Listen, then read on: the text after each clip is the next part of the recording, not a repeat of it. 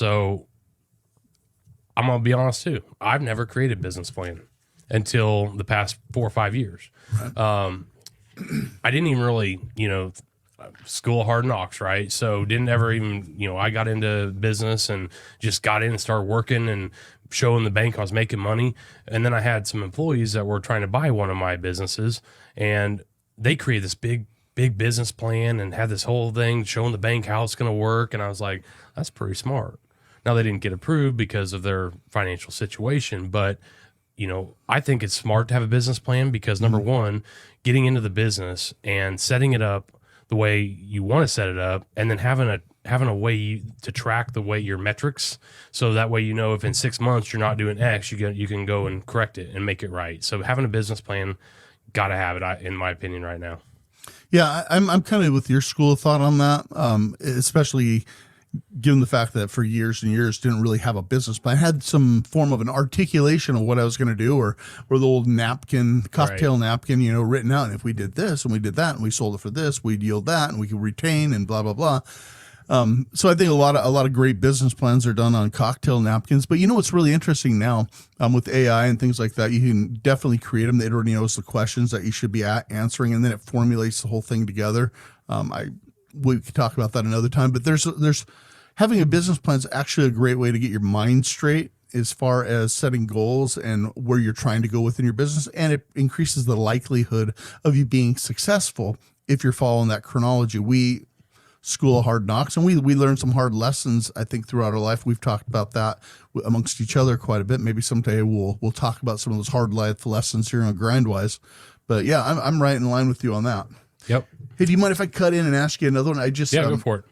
Because this is stacking up here. There's some good ones. So Benjamin, doesn't say where Benjamin's from, but Benjamin, thank you for writing in. Appreciate you.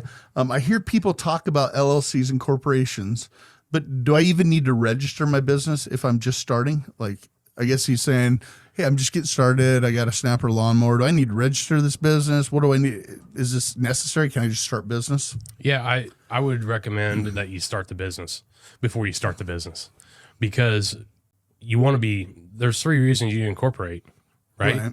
And I use this in my presentations all the time, is to separate yourself from your business. So you try not to carry any personal liability in the business. If the business gets in trouble, you have the tax benefits by being a business.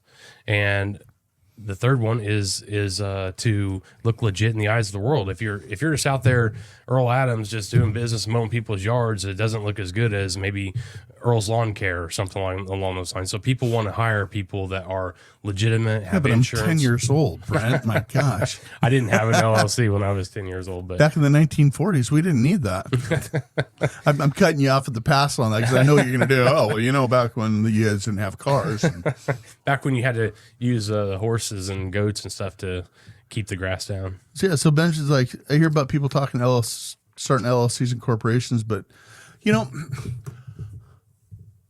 a lot of times it's about getting your foot in the water.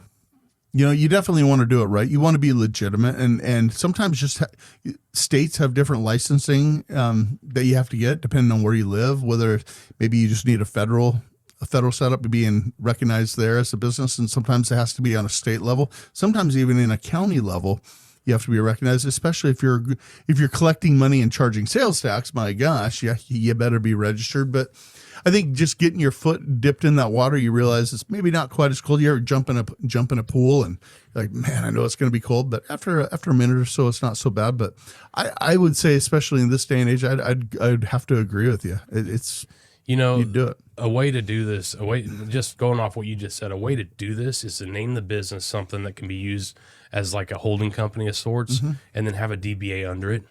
And if the first one doesn't work, you still got the opportunity to go and create a second, third, and you have the EIN that's aged. Right. Yeah. You drop the DBA, you have the legacy bank account, your age in that LLC. And people think that incorporation is this massive, dramatic expense. It's not. I mean, especially nowadays, it's not as bad as it used to be. It's just a matter of doing it right.